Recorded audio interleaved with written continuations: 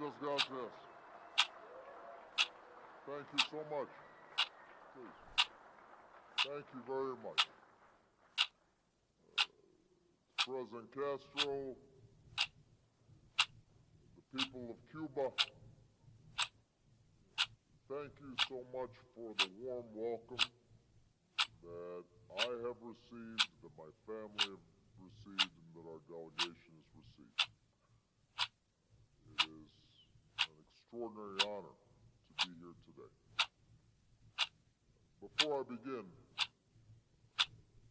please indulge me. I want to comment on the terrorist attacks that have taken place in Brussels. The thoughts and the prayers of the American people are with the people of Belgium.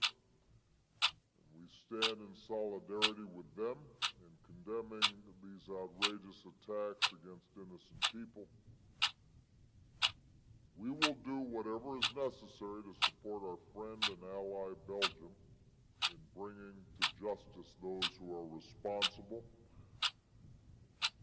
And this is yet another reminder that the world must unite.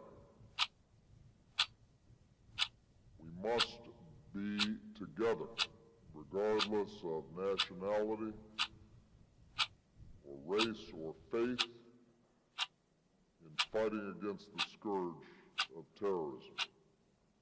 We can and we will defeat those who threaten the safety and security of people all around the world. To the government and the people of Cuba,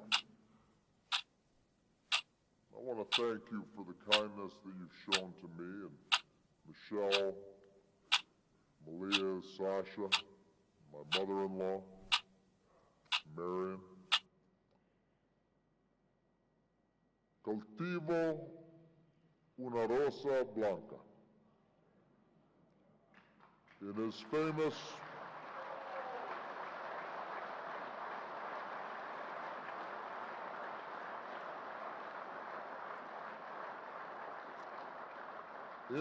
most famous poem, Jose Marti made this offering of friendship and peace to both his friend and his enemy.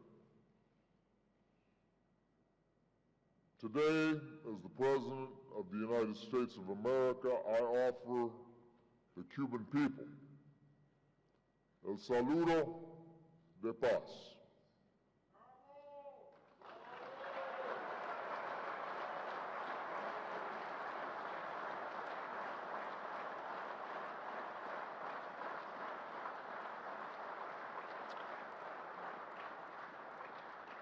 Havana is only 90 miles from Florida,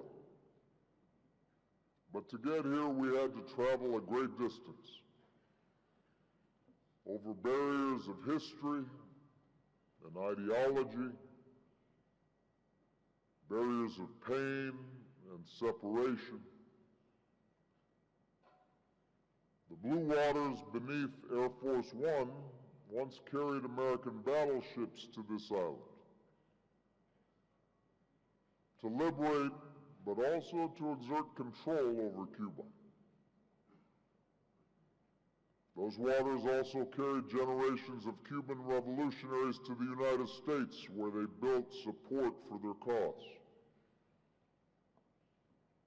And that short distance has been crossed by hundreds of thousands of Cuban exiles on planes and makeshift rafts, who came to America in pursuit of freedom and opportunity, sometimes leaving behind everything they owned and every person that they loved. Like so many people in both of our countries, my lifetime has spanned a time of isolation between us. The Cuban Revolution took place the same year that my father came to the United States from Kenya. The Bay of Pigs took place the year that I was born.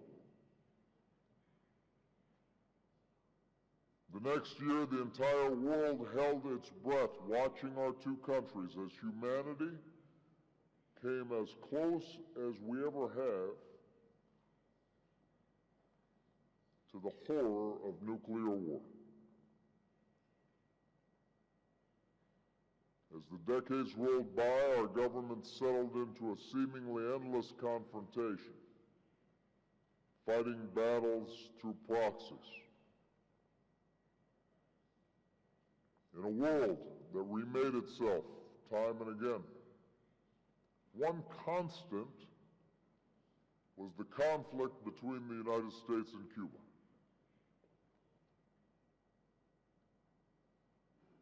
I have come here to bury the last remnant of the Cold War in the Americas.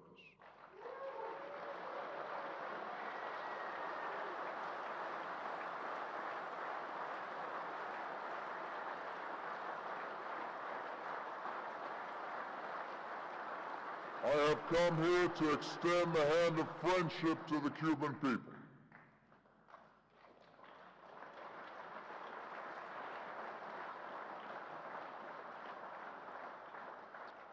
I want to be clear, the differences between our governments over these many years are real, and they are important. I'm sure President Castro would say the same thing. I know because I've heard him address those differences at length. But before I discuss those issues, we also need to recognize how much we share. Because in many ways, the United States and Cuba are like two brothers who've been estranged for many years, even as we share the same blood. We both live in a new world, colonized by Europeans. Cuba, like the United States, was built in part by slaves brought here from Africa. Like the United States, the Cuban people can trace their heritage to both slaves and slave owners. We've welcomed both immigrants who came a great distance to start new lives in the Americas. Over the years, our cultures have blended together.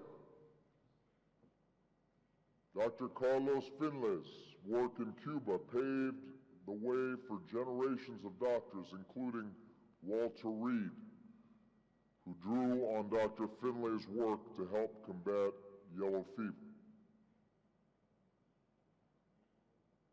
Just as Martí wrote some of his most famous words in New York, Ernest Hemingway made a home in Cuba and found inspiration in the waters of these shores.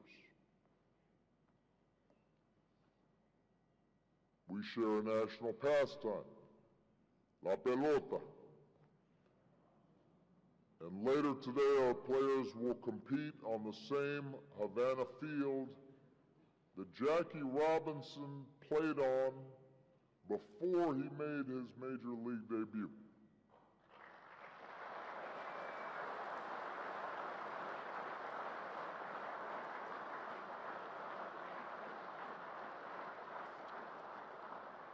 And it's said that our greatest boxer, Muhammad Ali, once paid tribute